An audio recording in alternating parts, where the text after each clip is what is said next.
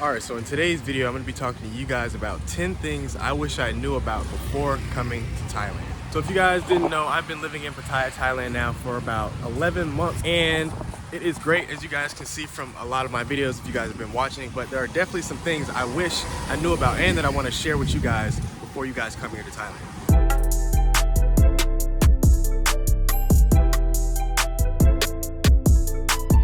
Alright guys, so the first thing I want to talk to you guys about is booking the hotel or the Airbnb you're going to be staying at when you come to Thailand. So one thing that I learned about trying to book Airbnbs and book places here in Thailand, you're going to have to do that way earlier and way before your trip coming here. It's just better to book your plane ticket, book your hotel, book your Airbnbs months in before you get here, because this is a tourist place and a lot of people are coming here and booking these hotels up really fast, these condos really fast. So if you guys really want a good quality place, a good quality condo, you guys need to go on there months before and do this. The only reason I got the quality place that I did when I first got here is because I did it months before. I actually got a 2-bedroom when I first came here. It was a really good place, one of the best places I've stayed at in Thailand. But the only reason I got it is because I booked it months before, okay? This is a tourist place. There's a lot of people here coming here all the time, booking these places up fast. That place that I had was not even available like months after that. I tried to book it again. It was booked, it was already booked for the months ahead. So that says a lot right there. Now there are different options you guys can use when booking these places. You guys can do like Airbnb, you guys can do booking.com, Agoda. I'm gonna leave all those links in the description, but just the overall thing is book everything months ahead. You do not want to be scrambling here trying to find places to stay at last minute. Even though there are some options to stay in like these little cheap hostel places, you guys can do hostels, these hotels. And there's like, some of these places are walk-in places. So let's say you're in a situation like me who was checking in the Airbnb the day after you got here and you guys just need like a day or a couple of nights to stay somewhere cheap. You guys can walk in some of these hostels and talk to these people and get some good deals. You know, I stayed in a hostel right down here on John 10, like over there in that area for like $10 a night when I first got here, just because I didn't check into my Airbnb until the next day. So you're not stuck. You have a lot of options here, but I'm saying if you guys want the quality options, do it before. What are you doing? What are you doing? Did I just mess up your stuff? I messed you up? Yeah. What are you doing? No, do I do that? What? Ah, look at this. Oh, that's nice, that's nice. How many you have right now? Like, look like butterfly. Oh, really? Oh, Yeah, shit, it does. I want to DIY or butterfly, like Okay. picture. Wow, it does look like a butterfly, it really does.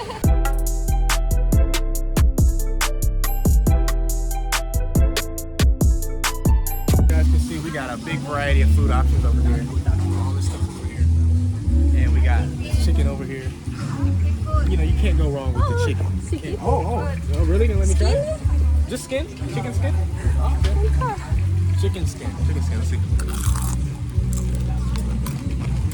Oh yeah. And that's like the best part of the part of chicken. Right now we're at this market here in John 10. What's the name of this market? I don't know. You don't know the name? It's down here on Job 10, but there's a lot of markets down here. 30 baht. 30 baht. So how much is that? That's 60. Yeah, 60 and 70. 70 baht. Sticky rice, 10 baht. Okay, so 70 baht for sticky rice and 2 pieces of chicken. 70 baht for 2 pieces of chicken and sticky rice. I mean, this is it's a full meal. But yeah, there's so many different food options here when it comes to living in Pattaya, Thailand. Right now, I am at a night market here. The other options you guys can do like Grab. That's like delivery, Food Panda. I don't use Food Panda, so I just recommend like the Grab. They just deliver right to your house. You guys can come to the night markets, or you guys can go to there's restaurants. There's like restaurants you guys can go to. So they got everything here. They got many food options here. Most of the time, I don't usually come to the night markets all the time, but right now we're down at the beach. So this is what we're gonna do. This is what we're doing right now. So, sweet. That's very sweet. You try it. Good. Yeah.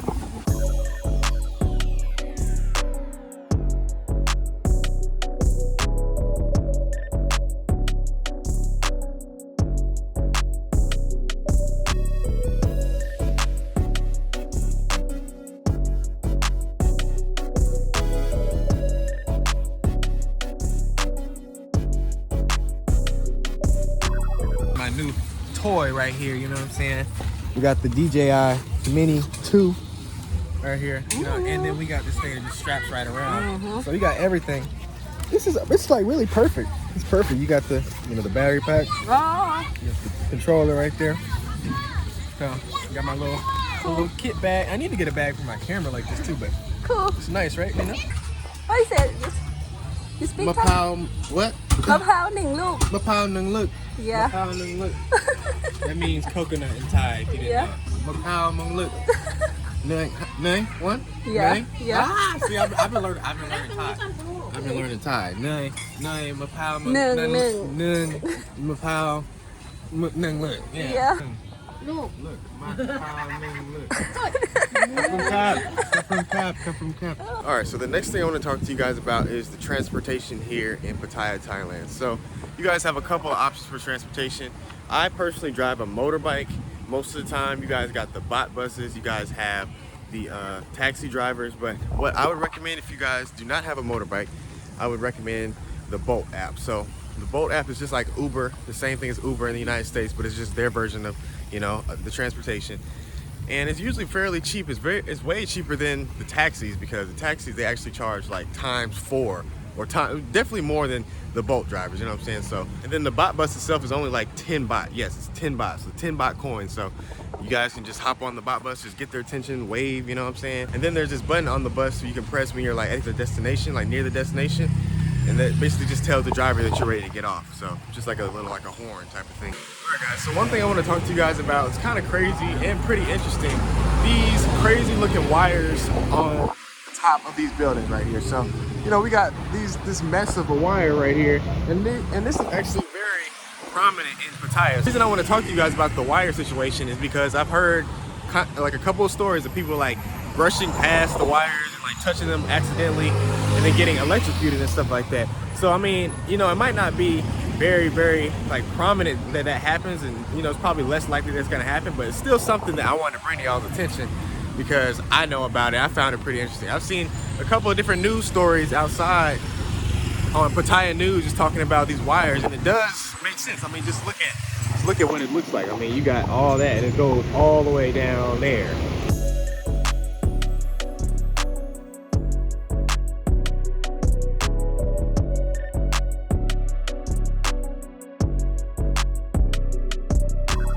All right, guys, so the next thing I want to talk to you guys about is the weather here. So the weather here, like 99% of the time, it is hot in the 80s, and even in like the times where it would be cold in the, in the United States, it's not cold here. Like right now, it is December something, and look at the sunset over there. I'm on the beach. You got all these people on the beach. I'm wearing short sleeves right now. You know what I'm saying? So, all right, so one more thing I want to talk to you guys about. It's very important. This is probably one of the most important things that I'm gonna say in this video. When you come to Thailand, please make sure you bring multiple debit cards and multiple credit cards, because I can't tell you how many times that I've been at the ATM and I have left my cards inside the ATM. I've done this with 3 cards already. So bring a couple spare cards. This is how the ATM gets you. They put the receipt outside first before they give you the card. So that's how they get you. And then you kind of forget, after you take the receipt, you kind of might forget that there's a card in there that you have to take out afterwards. That's how they get you. And if you're watching this video now, just make sure that you take the card out of the ATM at the end of the transaction. That's gonna be easier. Just do that and bring multiple cards, so you'll have like double the backup.